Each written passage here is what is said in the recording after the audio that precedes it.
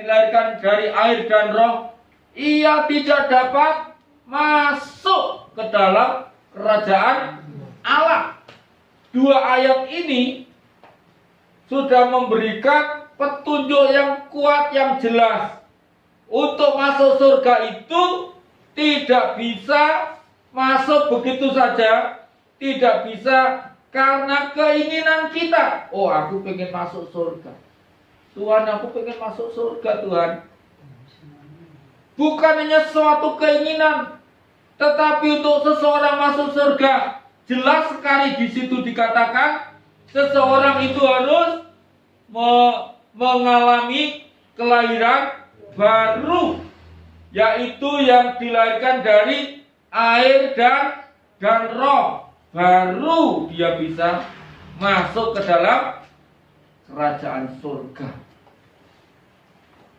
Nah, di sini Bapak Ibu Saudara yang dikasih dalam Tuhan, tadi di awal saya singgung pentingnya setiap orang percaya, setiap orang Kristen benar-benar mengalami yang namanya pertobatan sejati. Kita tidak cukup sekali mengaku Yesus. Kita harus setiap hari memperhatikan iman kita, memperhatikan kerohanian kita. Amin. Ya. Paulus berkata, kerjakanlah keselamatanmu dengan takut dan gentar. Di situ ada kata kerjakan keselamatanmu dengan takut dan gentar. Mengerjakan itu artinya setiap hari hidup kita harus memiliki takut akan Tuhan. Hidup kita gentar atau hormat kepada Tuhan. Orang Kristen atau orang percaya tidak lagi suka berbuat dosa. Tidak berbuat dosa, membiasakan diri dalam dosa. Ia harus malu kalau ia berbuat dosa. Ia harus segera bertobat, ya. Jangan dibiarkan. Orang-orang yang pertobatannya semu atau tidak sungguh-sungguh, kita bisa melihat bahwa hidup mereka itu walaupun sudah menjadi orang Kristen, tetapi masih senang berbuat dosa. Mudah sekali kita melihat apakah seseorang itu benar-benar sudah mengalami kelahiran baru, sudah mengalami pertobatan yang sejati. Kalau dia sudah jadi orang Kristen, apalagi sudah cukup lama bertahun-tahun, tetapi masih suka berbuat dosa, masih senang berbuat dosa, ya, istilahnya itu kapok lombok, ya, tahu cabai itu pedas, tapi makan lagi, ya, kapok lombok. Waktu makan dia, waduh, pedas, tapi kalau lain hari disodori lagi, dia makan lagi, ya. Atau juga istilah lain tobat kumat. Setelah mengaku tobat atau mengaku dosa, minta ampun, besoknya sudah kumat lagi. Karena apa? Karena dosa jadi kebiasaan. Ya, misalnya orang yang selingkuh, berzina, berbuat dosa, dia nggak bisa meninggalkan. Bukan tidak bisa sebetulnya, tidak mau. Ya, tidak mau berhenti dari dosa ini. Ya, inilah yang namanya pertobatan semu yang tidak sungguh-sungguh. Oleh karena itu, untuk masuk ke dalam kerajaan surga, Tuhan katakan bertobatlah. Kemudian di dalam Yohanes pasal 3 dijelaskan, bertobat itu juga mengalami kelahiran baru, perubahan pikirannya berubah. cara pandangnya berubah, melihat sesuatu tidak lagi secara dunia, tapi dia mulai bisa melihat nilai-nilai kerajaan surga. Nah, apakah artinya kerajaan surga dan mengapa kita harus masuk surga? Mengapa kita harus masuk surga, Bapak Ibu? Tahu nggak? Kenapa saya harus masuk surga? Karena tidak ada kemungkinan lain. Kalau orang itu ingin hidup tadi itu bahagia, sukacita. Di mana itu tempatnya? Di surga. Maka kalau kita tidak mau masuk neraka, tidak ada pilihan ketiga. Pilihannya hanya dua, surga atau neraka. Nah, kerajaan surga artinya kerajaan Allah atau pemerintahan Allah yang kekal, Allah yang berdaulat, di mana Kristus sebagai raja di atas segala raja, sebagai penguasa tunggal. Namun Roma pasal 14 ayat 17 mengingatkan, kerajaan Allah itu bukan soal makanan dan minuman, tapi soal kebenaran, damai sejahtera dan sukacita oleh Roh Kudus. Kerajaan Allah itu lebih ditampilkan kepada perkara-perkara rohani. Jangan kita punya pikiran yang keliru. Di kerajaan Allah nanti seperti yang agama lain ajarkan, ya, untuk menyukakan keinginan atau daging, tapi lebih diarahkan kepada suasana damai, menyenangkan, sukacita. Wahyu pasal 13 tadi berkata apa? Kita beristirahat dari jerih lelah kita. Kalau saudara dan saya di dunia sekarang sudah bekerja sedemikian keras, apalagi pekerjaan kita, firman Tuhan mengatakan kita harus melakukannya untuk kemuliaan Tuhan, maka semuanya itu tidak sia-sia. Di kerajaan surga yang kita akan masuki, kita di sana beristirahat dan menikmati sukacita kebahagiaan. Tadi saya mengatakan, mengapa harus masuk surga? Sebetulnya orang itu mau masuk surga atau neraka itu sebuah pilihan. Apakah Tuhan pernah memaksa? Tidak. Yohanes 3:16, barang siapa yang percaya, bukan setiap orang harus percaya, enggak. Ayat itu enggak mengatakan setiap orang harus percaya. Barang siapa yang percaya kepadanya, kepada anak tunggal yang diberikan Bapa kepada dunia ini, ia akan diselamatkan. Ya. Tetapi kita harus mengerti, kalau kita tidak masuk surga, berarti masuk neraka. Kalau seseorang tidak masuk surga, kemungkinannya hanya satu, masuk neraka. Karena nggak ada tempat di tengah-tengah antara surga dan neraka. Kadang-kadang panas, kadang-kadang dingin. Ada nggak? Bukan kulkas. Tapi kalau orang itu masuk surga, ya, dia akan sukacita. Kalau masuk neraka, ya sudah, aniaya dan penderitaan. Firman Tuhan itu bukan menakut-nakuti. Wah, paling Tuhan itu hanya nakut-nakuti. Ya, padahal sesungguhnya surga itu tidak ada. Oh, bukan. Memang ada aliran atau sekte yang mengajarkan, oh, neraka itu nggak ada. Karena menurut sekte ini, pengajaran ini, kalau neraka itu ada, artinya Allah itu nggak mengasihi manusia. Kalau Allah mengasihi manusia, Allah tidak mungkin menghukum manusia itu menurut ajaran sekte ini atau aliran yang sesat ini. Alkitab menulis dalam Perjanjian Baru, kalau saya tidak salah tadi malam saya hitung, Anda perlu dihitung satu-satu, cukup diklik tulis neraka Perjanjian Baru, semua keluar. Itu 13 kali ditulis neraka. Ya. Saya ambil contoh Matius 5 ayat 22. Ini langsung tulisan di situ neraka. Siapa yang berkata jahil harus diserahkan ke dalam neraka yang menyala-nyala. Dan itu kata yang sama neraka 13 kali.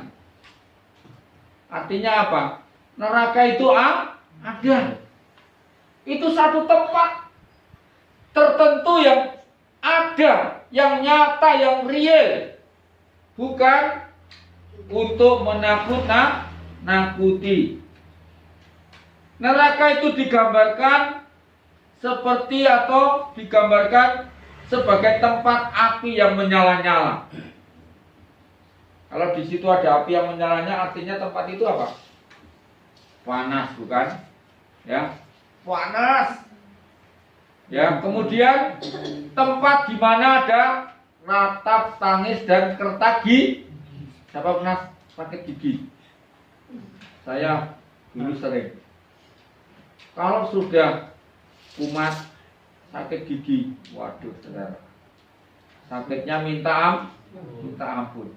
Ya, sampai saya waktu saya masih remaja, SMP SMA itu membakar paku dibakar di tos nih gitu, saking nggak tahan, ya pernah itu yang saya lakukan, ya. Jadi harus hati-hati supaya nggak kena pipi, saudara. Kalau sudah dicos gitu lumayan enak. Tempat siksaan kekal. Di dalam Yesaya dikatakan ulat-ulat yang tidak akan mati, apinya tidak padam. Coba bayangkan, ini tempat yang menyenangkan atau yang menakutkan? Oh, menakutkan. Kalau ada yang sadar, oh aku pengen masuk surga aja, itu benar-benar orang yang bodoh. Orang yang bodoh, yang sengaja pergi ke neraka, itu bodoh. Karena apa? Dia disebut bodoh karena sebenarnya ada pilihan. Dia bisa masuk surga, ya. Tapi Tuhan tidak memaksa. Tapi peringatan Tuhan pagi ini keras. Kalau orang itu nggak bertobat, dia tidak bisa masuk kerajaan surga. Kita harus bertobat sungguh-sungguh, mengalami pertobatan yang sejati, dan melakukan kehendak Tuhan. Tadi saya tambah, orang yang mengalami pertobatan sejati, dia mengalami pembaruan jiwa atau pikiran untuk apa? Untuk dapat atau untuk mau melakukan firman Tuhan. Matius 7 ayat 23. Tuhan berkata kepada dua kelompok orang. Yang kelompok pertama, orang yang hanya mengaku Tuhan, Tuhan. Mulutnya menyebut Tuhan. Mulutnya mengaku Tuhan.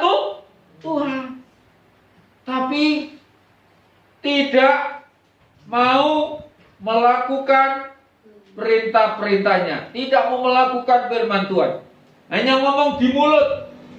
Oh iya, saya percaya Tuhan Yesus, tapi nggak taat kepada Tuhan. Ini kelompok pertama yang dalam Matius 7:23 dikatakan, hanyalah kamu, aku tidak kenal kamu, hanyalah kamu pembuat kejahatan. Kelompok yang kedua, kelompok orang yang telah bernubuat melakukan mujizat demi nama Tuhan, mengusir setan-setan. Tapi Tuhan juga berkata, "Kenyalah daripadaku, aku tidak pernah mengenal kamu." Kadang-kadang kita merasa kita melayani Tuhan, tapi kita tidak dalam ketaatan. Kita tidak mau tunduk pada otoritas. Ya. Maka hanya untuk mungkin mencari apa? Nama, mencari pujian dirinya sendiri. Kadang-kadang kalau orang itu diberi karunia untuk menyembuhkan orang, dia menjadi terkenal, nama Tuhan tenggelam, nama dia yang lebih terkenal. Ini sudah sombong. Maka sekali lagi kita harus mengalami pertobatan yang sejati, bukan hanya pikiran kita yang dibaharui, tapi juga hati yang taat untuk melakukan firman Tuhan. Firman Tuhan mengatakan di dalam Wahyu pasal 20 ayat 15, dan setiap orang yang tidak ditemukan namanya tertulis di dalam kitab kehidupan itu, ia dilemparkan ke dalam lautan api itu. Apa maksudnya lautan api? Neraka. Maka kata Tuhan Yesus, berbahagialah orang yang namanya terdaftar di dalam surga. Lukas 10 ayat 20. Berbahagialah. Kapan nama kita ditulis dalam kerajaan surga, di dalam kitab kehidupan? Ketika kita menerima Tuhan, mengalami pertobatan sejati, mengalami lahir baru, saudara-saudara.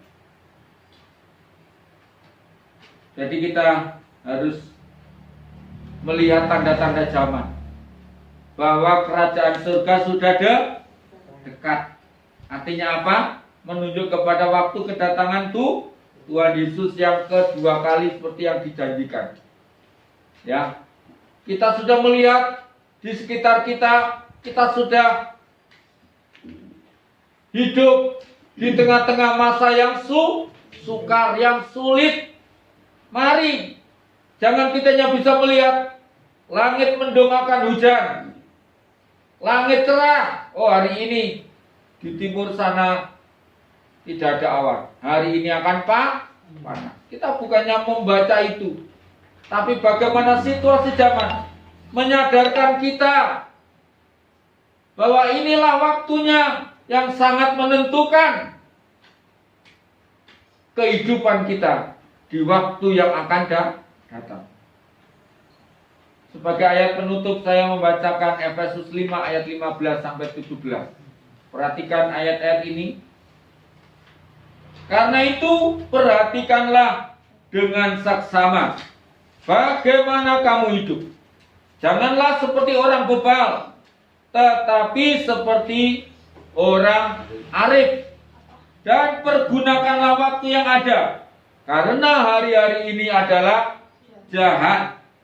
Kalau hari-hari semakin jahat, artinya keadaan semakin sukar, semakin sulit, saudara-saudara. Ya, sebab itu apa? Jangan kita bodoh. Jangan kamu bodoh, kata firman Tuhan. Tetapi usahakanlah supaya kamu mengerti kehendak Tuhan. Amin. Biarlah ayat-ayat firman Tuhan benar-benar meneguhkan iman saudara dan saya. Ya, kita sudah ada di jalan yang benar untuk kita menyambut datangnya kerajaan surga, untuk kita masuk ke dalam kerajaan surga. Jangan ada satupun orang yang pernah ibadah di tempat ini, ya pada akhirnya dia tidak masuk surga karena kebodohannya, karena tidak mau mengerti apa yang harus dilakukan. Ya, kiranya Tuhan menolong kita. Mari kita bangkit berdiri bersama-sama.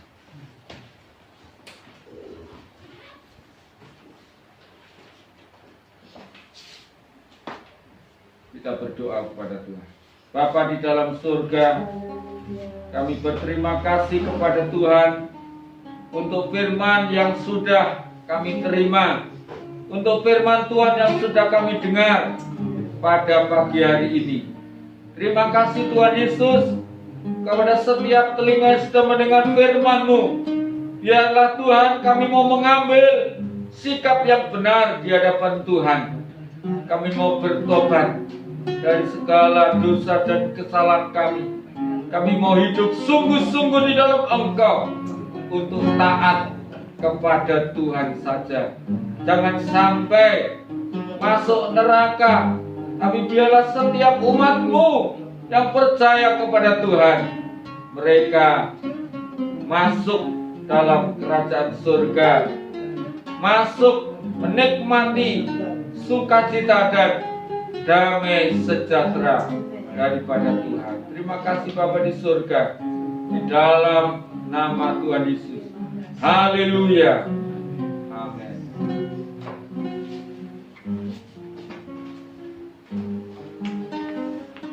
Puji Tuhan.